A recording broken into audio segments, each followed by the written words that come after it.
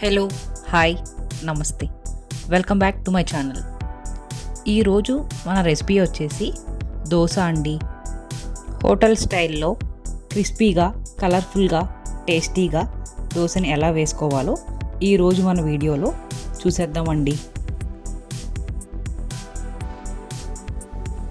మీరు నా channel first time చూస్తున్నట్లయితే సబ్స్క్రైబ్ చేసుకోండి. వీడియోని చివరి వరకు చూసి మీకు నచ్చితే లైక్ చేయండి. తయారీ విధానాన్ని చూద్దామండి.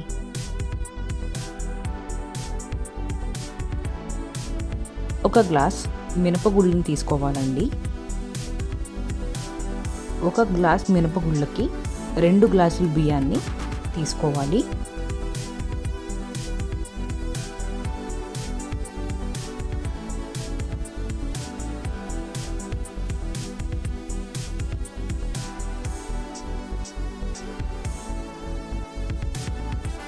ఇప్పుడు 2 టేబుల్ స్పూన్స్ శనగపప్పును తీసుకోవాలండి.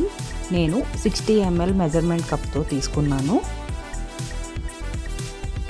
1/2 టేబుల్ స్పూన్ మెంతులను యాడ్ చేసుకోవాలండి.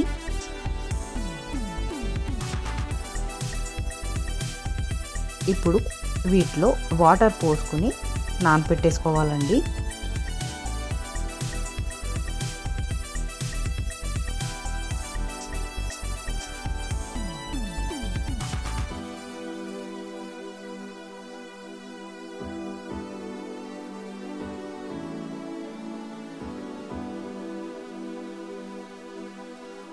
ఐదు నుంచి 6 గంటల పాటు నాననివ్వాలండి. ఇప్పుడు ఒక బౌల్ని తీసుకుందామండి. 3 కప్స్ అటుకుల్ని యాడ్ చేసుకోవాలి.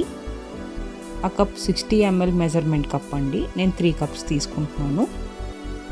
అందులో వాటర్ పోసి నానబెట్టాలండి.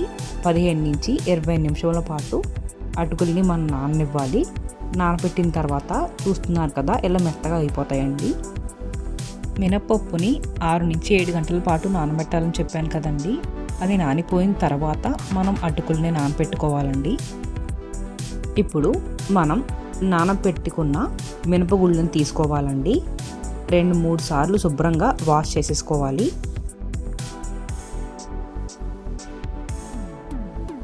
ఒక మిక్సీ జార్ని తీసుకోవాలండి.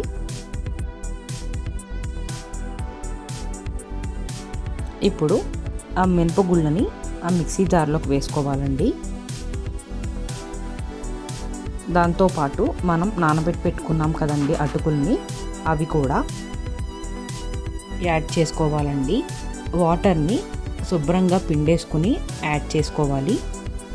ఈ విధంగా కొంచెం మినపప్పుని, కొంచెం అటుకుల్ని తీసుకొని వాటర్ యాడ్ చేసుకుంటూ బ్లెండ్ చేసుకోవాలండి బ్యాటర్ని.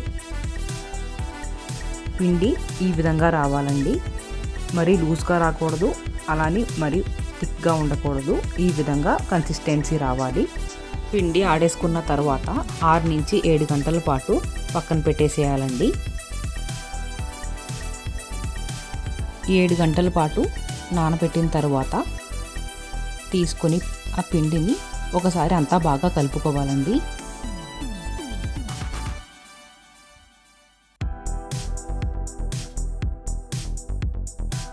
రుచికి తగ్గ సాల్ట్ని యాడ్ చేసుకోవాలి.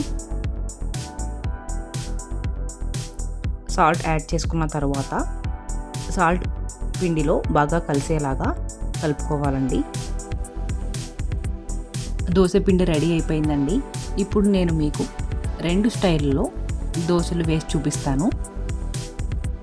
ప్లెయిన్ దోశ, ఇంకా అందరూ ఎంతో ఇష్టపడే ఆనియన్ దోశ కూడా ఎలా వేయాలో మీకు వీడియోలో చూపిస్తానండి. పిండిని ప్యాన్ మీద వేసి నీట్గా తిప్పుకుందామండి.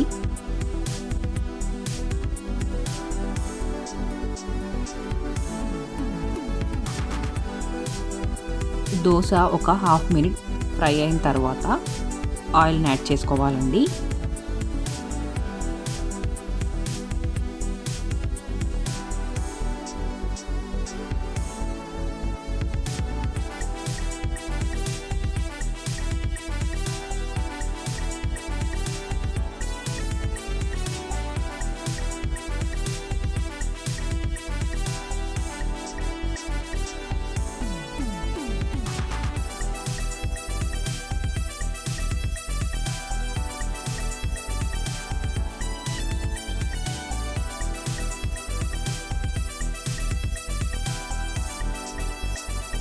చూసారు కదా ఎంత కలర్ఫుల్గా క్రిస్పీగా వచ్చిందో.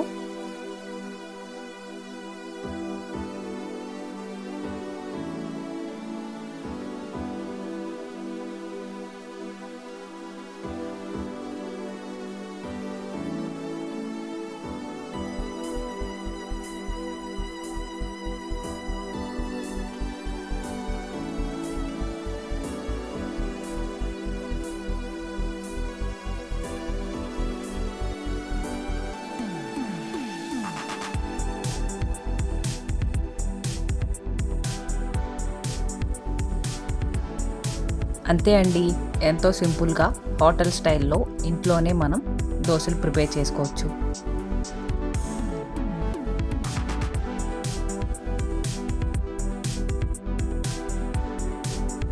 ఇప్పుడు ఆనియన్ దోశ ఎలా వేసుకోవాలో చూద్దామండి. పిండిని ప్యాన్ మీద వేసి నీట్గా మళ్ళీ అలానే తిప్పుకుందామండి. రెండు వైపులా నీట్గా ఫ్రై చేసేసుకుందాం. రెండు వైపులా ఫ్రై చేసుకున్న తర్వాత బ్యాక్ సైడ్ ఇలా కట్ చేసి పెట్టుకున్న పచ్చిమిరపకాయలు, ఉల్లిపాయ ముక్కల్ని యాడ్ చేసుకోవాలండి. ఇప్పుడు ఒక సైడ్కి ఈ విధంగా ఫోల్డ్ చేసేసుకున్నానండి. ఎందుకంటే ఆనియన్స్ ఫ్రై అవ్వాలి కదా. ఈ విధంగా ఫోల్డ్ చేసుకొని లో ఫ్లేమ్లో పెట్టుకొని రెండు సైడ్లు కూడా నీట్గా ఫ్రై చేసుకోవాలండి. అప్పుడు ఆనియన్స్ అన్నవి దోశలో నుండి బయట పడిపోకుండా నీట్గా ఫ్రై అవుతాయండి. ఈ విధంగా ఇలా ఫోల్డ్ చేసేసుకొని ఒక సైడ్ ఫ్రై చేసుకున్న తర్వాత రెండో పక్క కూడా మళ్ళీ అలాగే లో ఫ్లేమ్లో పెట్టుకుని ఫ్రై చేసుకోవాలండి.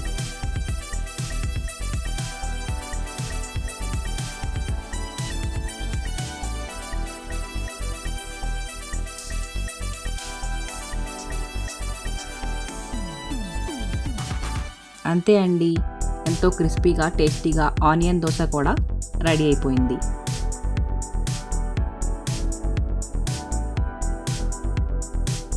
Subscribe to my channel. మీరు నా ఛానల్ని సబ్స్క్రైబ్ చేసుకుంటే నేను పెట్టే అన్ని వీడియోస్ని మీరు మిస్ అవ్వకుండా చూడొచ్చండి.